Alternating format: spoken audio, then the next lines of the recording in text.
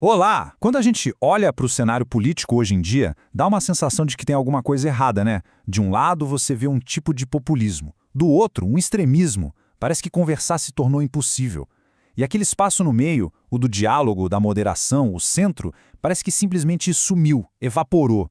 Mas será que ele desapareceu mesmo? E se sim, por quê?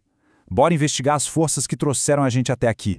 Para começar, vamos botar um número na mesa que já acende um alerta vermelho. E não é só aqui, é no mundo todo.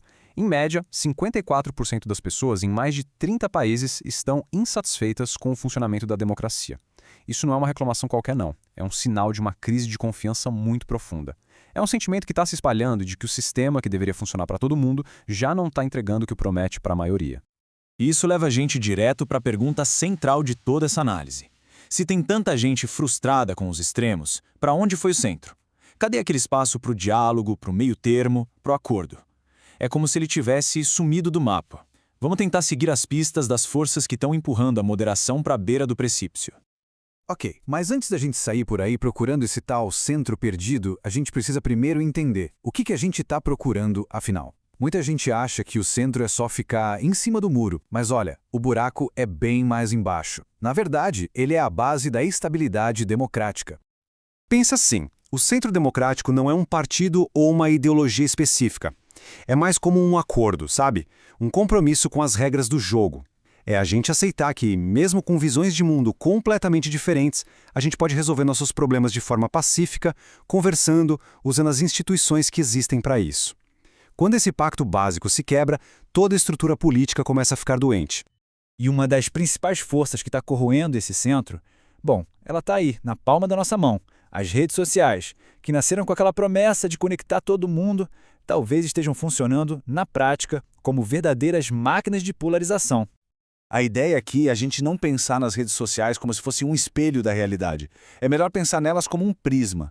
Sabe, um prisma que pega a luz da política e, em vez de refletir do jeito que ela é, ele distorce tudo. Ele amplifica as cores mais fortes, a raiva, a indignação, o conflito. E o resultado disso? A política que a gente vê online parece muito, mas muito mais tóxica e dividida do que ela talvez seja no mundo real.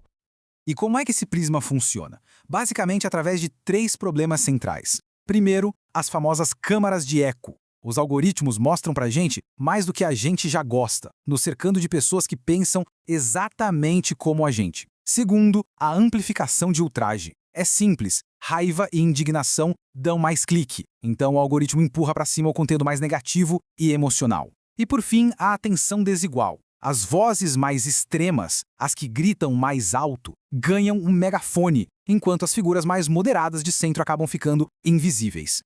Mas olha, o mais impressionante, talvez até meio assustador, é que tem pesquisa mostrando que tudo isso pode acontecer mesmo sem os algoritmos de recomendação. A própria estrutura das redes sociais, o jeito que elas foram desenhadas, já tende a criar essas bolhas e a dar mais palco para os extremos. Ou seja, a polarização não seria um defeito do sistema, mas uma característica dele.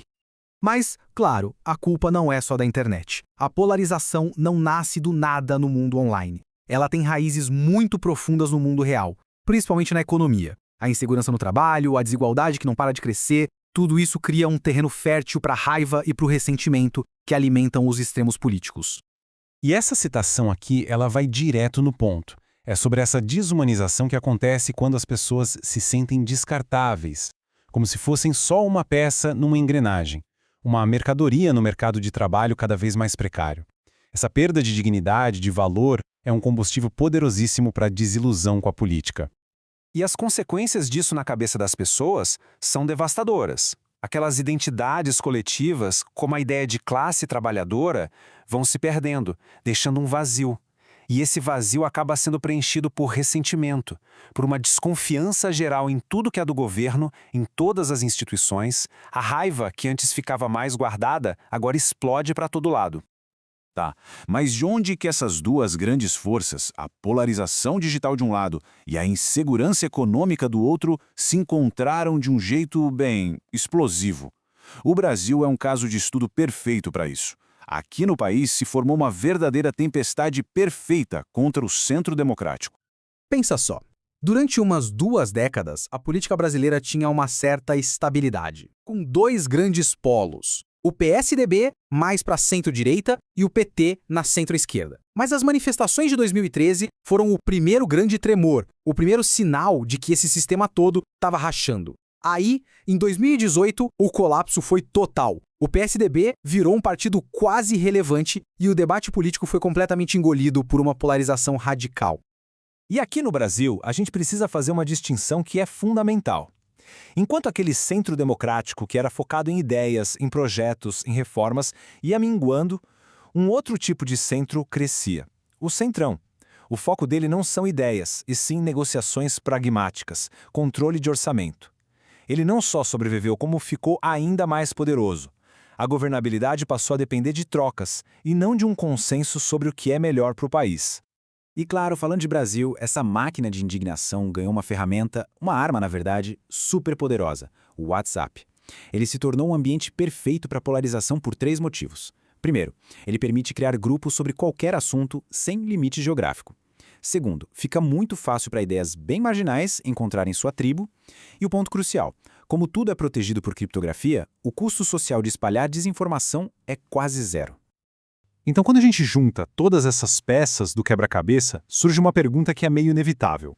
Qual é o futuro da democracia? Porque o colapso do centro não é um problema só do Brasil. É um sintoma de uma tendência global que coloca desafios gigantescos na nossa frente para a próxima década. E os desafios que a gente tem pela frente, olha, não são poucos. O retrocesso democrático já é uma realidade em dezenas de países. A frustração com a economia continua, afastando muita gente, principalmente os mais jovens, da política. E para piorar o cenário, tem uma nova onda de desinformação chegando, agora turbinada por inteligência artificial, que ameaça bagunçar ainda mais o debate. Cada um desses problemas aperta ainda mais o espaço que já era pequeno para o diálogo. No fim, a gente fica com uma pergunta bem incômoda, né? A combinação da insegurança da vida real com o jeito que as redes sociais funcionam criou um sistema tóxico. Um sistema onde ser moderado te leva para o esquecimento e ser radical te dá visibilidade e poder. Diante disso, como é que o centro pode sobreviver? A resposta para essa pergunta, sinceramente, pode ser o que vai definir o futuro da própria democracia como a gente conhece.